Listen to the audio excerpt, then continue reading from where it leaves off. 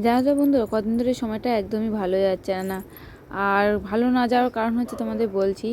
একটা কানে, জানো তো, আমি তখন কাজ করতাম, বিয়ের পর কাজ করে কানেরটাকে বানিয়েছিলাম, মানে খুব শখ, মানে আমাদের মধ্যবিত্ত ঘরে তো সোনার জিনিস বলতে হয় না, যে প্রচুর চূড়ান্ত দাম হয়ে গেছে। এখন একটা যদি কানের ঘর থেকে এবার যদি চুরি হয়ে যায় বা হারিয়ে যায়, সেটা তো মানে এত যে কষ্ট হচ্ছে যে আমি এত শখ করে সব টুকটুক করে জিনিসগুলোকে বানাই।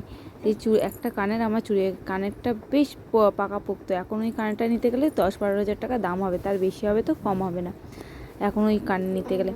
আমি তো প্রেগনেন্সির সময় কানে বা কিছু তেমনভাবে পরতাম না, আর এই সময় কানেরটাকে আমি পরতে গিয়ে দেখছি আমার কানেরটা খুঁজে পাচ্ছি না। মানে তন্ন তন্ন করে খুঁজে ফেলেছি যে আমি কানেরটা আমার কোথায় গেল কোথায় গেল, কিন্তু ঘরে আর কানেরটা কিছুতেই খুঁজে পেলাম না। আর জানো তো, আমারই অনেকটা দোষ, আমি না যেখানে সেখানে খুলে রেখে দিই।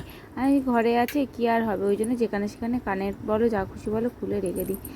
এবার কী করে হারিয়েছি তাও আমি জানি না, যে কোথাও আমি ফেলে দিয়েছি বা কিছু হয়ে যায়, কিচ্ছু জানি না।